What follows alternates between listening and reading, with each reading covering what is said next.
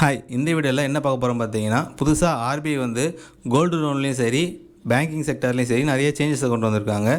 Gold லோனில் பழைய gold லோனில் என்னென்ன rules இருந்துச்சு, அது என்னவா சேஞ்ச் பண்ணியிருக்காங்கன்றதையும், இன்னொன்று பேங்கிங் செக்டரை பொறுத்தளவுக்கு நீங்கள் எத்தனை ட்ரான்சாக்ஷன் பண்ணலாம், எத்தனை ட்ரான்சாக்ஷனில் காசு பிடிப்போம் அப்படின்றத ஒரு 6 ரூல்ஸை கொண்டு வந்திருக்காங்க. அது என்னன்றது இந்த வீடியோ தெளிவாக பார்ப்போம். அதாவது இப்போ ஏன் மாற்றுறாங்கன்னு பார்த்தீங்கன்னா, ஒரு ஃபினான்ஷியல் இயருக்கு மாற்றுவாங்க. ஃபினான்ஷியல் இயர்னால் என்னென்னு பார்த்தீங்கன்னா, ஏப்ரல் மாதம் 1 மார்ச் 31 வரைக்கும் ஒரு ஃபினான்ஷியல் இயர்.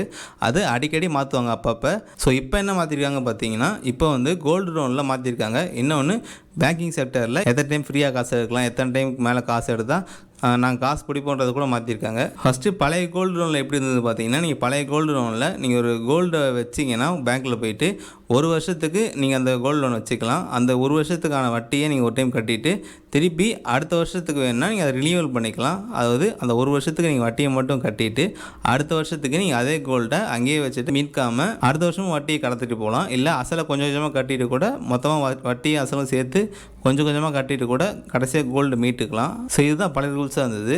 கோல்டை பொறுத்தளவுக்கு அது வந்து மூவபிள் அசட்னு சொல்லுவாங்க. அதாவது ஒரு பொருளை ஈஸியாக வைக்கிற மாதிரி இருந்தால் அது வந்து மூவபிள் அசட்டு. நம்ம வந்து ஒரு கோல்டோ இல்லை சில்வரோ அது வந்து நம்ம ஈஸியாக பேங்க்கில் வச்சு காசு எடுக்க முடியும். ஸோ அது வந்து மூவபிள் அசட்னு சொல்லுவாங்க, அசையும் சொத்து.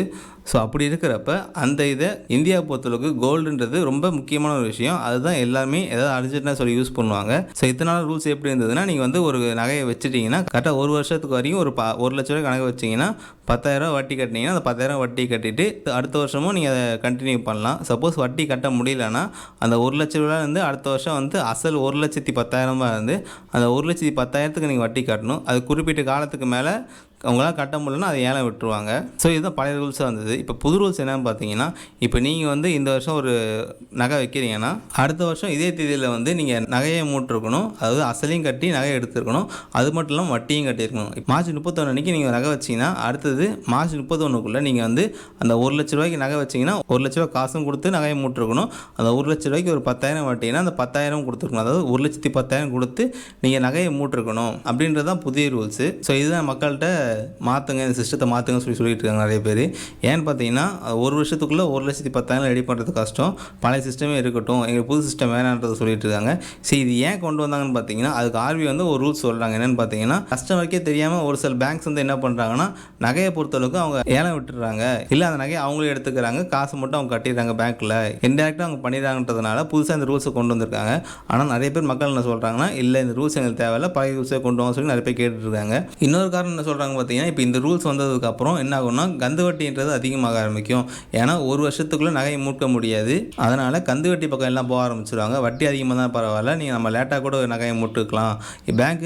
பேங்க்குன்னா நகை கம்மியாக இருக்கும், நம்ம எப்போ வேணால் பொறுமையாக அசலும் வட்டியும் சேர்த்து கொஞ்சம் கொஞ்சமாக கட்டி நம்ம கடைசியாக மூட்டுக்கலாம் நகையை. எல்லாருமே பேங்க்கு போயிட்டு இருந்தாங்க. ஆனால் இப்போ அதுவுமே மாற்றினதுனால எல்லாம் கந்து வட்டியை பக்கம் போக ஆரம்பிச்சிருவாங்க. கந்து வட்டியோட வியாபாரம் அதிகமாக ஆரம்பிச்சுன்றதுனால மக்களுமே இந்த சிஸ்டத்தை மாற்றுங்க சொல்லி ஆர்பிஐ கேட்டுட்டு இருக்காங்க.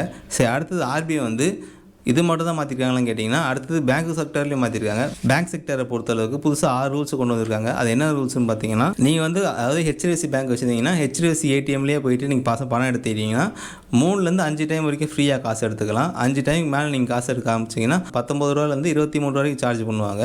சரி, நீங்கள் ஹெச்டிஎஃப்சி பேங்க் வச்சுருக்கீங்க, ஹெச்டிஎஃப்சிலேருந்து எஸ்பிஐக்கோ இல்லை இந்தியன் பேங்க்கோ காசு எடுத்தீங்கன்னா நீங்கள் 3 டைம் வரைக்கும் ஃப்ரீயாக காசு எடுத்துக்கலாம். 3 டைமுக்கு மேலே போச்சுன்னா அதுக்குமே காசு பிடிக்க ஆரம்பிச்சிடுவாங்க 23 ரூபா வரைக்கும். நீங்கள் வந்து பேங்க்கில் போயிட்டு வேறு ஏதாவது மினி ஸ்டேட்மெண்ட்டோ இல்லை பேலன்ஸை செக் பண்ண ஆரம்பிச்சிங்கன்னா குறிப்பிட்ட டைமுக்கு மேலே அவங்க வந்து 7 ரூபா பக்கம் பிடிக்க ஆரம்பிச்சிடுவாங்க. மினி ஸ்டேட்மெண்ட் எடுத்தாலோ இல்லை பேலன்ஸ் செக் பண்ணாலோ இல்லை வேறு ஏதாவது ப்ராசஸ் பண்ணாலும் அதுக்குமே 7 ரூபா பக்கம் பிடிக்க ஆரம்பிச்சிடுவாங்க. ஸோ இது புதுசாக கொண்டு வந்த ரூல்ஸு. ரெண்டாவது ரூல்ஸ் என்னென்னு பார்த்தீங்கன்னா, சேவிங்ஸ் அக்கௌண்ட் இருக்கு இல்லையா, சேவிங்ஸ் அக்கௌண்ட்டில் மினிமம் பேலன்ஸ்ன்றது வந்து இது வரைக்கும் ஒரு குறிப்பிட்ட அளவு வச்சுருந்தாங்க. இப்போ என்ன பண்ண போகிறாங்கன்னா, அந்த குறிப்பிட்ட அளவு அதிகமாக்க போகிறாங்க. இந்தியன் பேங்க்கில் ஒரு 1000 ரூபா மினிமம் பேலன்ஸ் இருந்ததுன்னா இது 1,500 ரூபாயோ 2,000 மாறும். மினிமம் பேலன்ஸ் பொறுத்தளவுக்கு அது கட்டாயம் மெயின்டைன் பண்ணி ஆகணும் கொண்டு வர போகிறாங்க. அது மட்டும் இல்லாமல் இந்த மினிமம் பேலன்ஸ்ன்றது கிராமப்புறங்களில் ஒரு மாதிரியாகவும் நகர்ப்புறங்களில் வேறு அமௌண்ட்டாகவும் இருக்கும். ஒரு ஏரியாவை பொறுத்து மாறுன்றது சொல்லியிருக்காங்க. சேவிங்ஸ் அக்கௌண்ட்டில் மினிமம் பேலன்ஸ்ன்றது அதிகமாகும். ரெண்டாவது ரூல்ஸு. மூணாவது ரூல்ஸ் என்னென்னு பார்த்தீங்கன்னா, பாசிட்டிவ் பே சிஸ்டம். அதாவது செக்லாம் இருக்குது இல்லையா, செக்கு டிரான்சாக்ஷன் எல்லாத்துக்குமே ஒரு சில ஸ்ட்ரிக்டான ரூல்ஸை கொண்டு வந்திருக்காங்க. அது எதுக்குன்னா செக்கு டிரான்சாக்ஷன் நடக்க வேண்டிய முறைகேடுகளை தடுக்கணும். அதுக்காக அது டிரான்சாக்ஷன் பண்ணுறப்போ 50,000 60,000 இந்த மாதிரிலாம் பண்ணனா அதுக்கு வந்து ரூல்ஸை ஸ்ட்ரிக்டாக கொண்டு வந்திருக்காங்க பாசிட்டிவ் பே சிஸ்டத்துக்கு. மூணாவது என்ன பார்த்தீங்கன்னா யூபிஐ பொறுத்தவரைக்கும் எந்த யூபிஐ இருந்தாலும், பேங்கிங் செக்டராக இருந்தாலும் இல்லை ப்ரைவேட்டாக இருந்த யூபிஐ இருந்தாலும் பயோமெட்ரிக்ன்றது கன்ஃபார்ம் அவசியமாக இருக்கும். பேங்க் செக்டரில் நடக்கிற ஒரு சில முறைகேடுகளை தவிர்க்கிறதுக்காக எல்லா பேங்கிங் செக்டர் அப்ளிகேஷனையும் யூபிஐன்றது கன்ஃபார்ம் இருக்குன்னு சொல்லி கொண்டு வந்திருக்காங்க ரூல்ஸு. மூணாவது என்னன்னு பார்த்தீங்கன்னா சேவிங்ஸும் எஃப்டியோடைய வட்டி விகிதம் அதிகமாக ஆரம்பிக்கும். அது வந்து சேவிங்ஸ் எஃப்டியை பொறுத்தளவுக்கு உங்களுடைய வட்டி சார்ஜஸ் வந்து டிஃப்ரென்ஷியேட் ஆகும். அதாவது சேவிங்ஸ்லேயும் கரண்ட்லேயும் நீங்கள் எவ்வளோ அமௌண்ட் வச்சுருக்கீங்களோ அந்த அமௌண்ட்டை பொறுத்து உங்களுடைய வட்டியோடைய சார்ஜஸ் வந்து டிஃப்ரென்ஷியேட் ஆகும். அதுவுமே அதிகமாக வாய்ப்பு இருக்குன்னு சொல்லியிருக்காங்க. அடுத்து என்னென்னா கிரெடிட் கார்டு அட்வான்டேஜஸ். கிரெடிட் கார்டை பொறுத்தளவுக்கு நிறைய அட்வான்டேஜஸ் இருக்கும் இல்லையா. இந்த ஹெச்டிஎஃப்சியாக இருக்கட்டும் இல்லை ஐசிஐசி பேங்காக இருக்கட்டும், இந்த பேங்க்லாம் பொறுத்தளவுக்கு என்னென்னு பார்த்தீங்கன்னா அவங்க வந்து நிறைய ஆஃபர்ஸ் தருவாங்க. மூவி டிக்கெட்ஸாக இருக்கட்டும் இல்லை அமேசானில் இருக்கட்டும் இல்லை நெக்கச்சக்க ஆஃபர்ஸ் தர ஆரம்பிப்பாங்க. ஸோ அதெல்லாம் கம்மியாக ஆரம்பிக்கும். அதெல்லாம் ரெகுலேட் பண்ண போகிறோம். அது ரொம்ப அதிகமாக ஆஃபர்ஸ் இருக்கக்கூடாது, ஆஃபர்ஸை பொறுத்தவரைக்கும் ரொம்ப அதிகமாக இருக்கக்கூடாது, அதை நாங்கள் கம்மி பண்ண போகிறோம்னு சொல்லியிருக்காங்க ஆர்பிஐன்றது. ஸோ இதுதான் புதுசாக கொண்டு வந்து 6 ரூல்ஸ் அண்ட் ரெகுலேஷன்ஸ். ஸோ இது வந்து மக்களுக்கு பயன்படுமா கேட்டால் ஃபஸ்ட்டு பார்த்தீங்கன்னா கோல்டு லோனை பொறுத்தளவுக்கு அதுதான் லிக்விடிட்டி அசட்டு. நம்ம வந்து டக்குன்னு வச்சு அமௌண்ட் எடுக்க முடியும் அவசரத்துக்கு. இப்போ நாளைக்கு அமௌண்ட் 1 லட்ச ரூபா தேவைன்னா கூட அதை வச்சு தான் எடுக்க முடியும். ஆனால் அந்த நாளைக்கு வைக்க போகிற அமௌண்ட்டை திருப்பி அடுத்த 1 வருஷத்துக்குள்ளே 1 லட்ச ரூபா கொடுத்து எடுத்தோம்னா திருப்பி 1,10,000 கொடுத்து உடனே எடுத்து தரணுன்றது சாத்தியமில்லாத ஒரு விஷயம். அதை வந்து ஆர்பிஐ கொண்டு வந்திருக்காங்க. இன்னொன்று பேங்கிங்கை பொறுத்தளவுக்கு நம்ம காசை நம்ம எடுக்கிறதுக்கே நிறைய காசு தர வேண்டியதாக இருக்குது பேங்க்குக்கு. ஸோ இது எதுக்கு கொண்டு வராங்க பார்த்தீங்கன்னா பேங்க்கில் இன்னொரு விஷயம் சொல்கிறாங்க. அது என்னன்னு பார்த்தீங்கன்னா இந்தியாவை பொறுத்தளவுக்கு இப்போ வந்து அடுத்த நிதியாண்டுக்கான அதாவது பட்ஜெட் ஒதுக்குவாங்க இல்லையா, 3 மாதத்துக்கு ஒரு டைம் பட்ஜெட் ஒதுக்குவாங்க இல்லையா. அதாவது இப்போ இந்த நிதியாண்டு முடிஞ்சு அடுத்த வரப்போகிற நிதியாண்டுக்கு அமௌண்ட் ஒதுக்குறதுக்கு சுத்தமாக அமௌண்ட் இல்லை.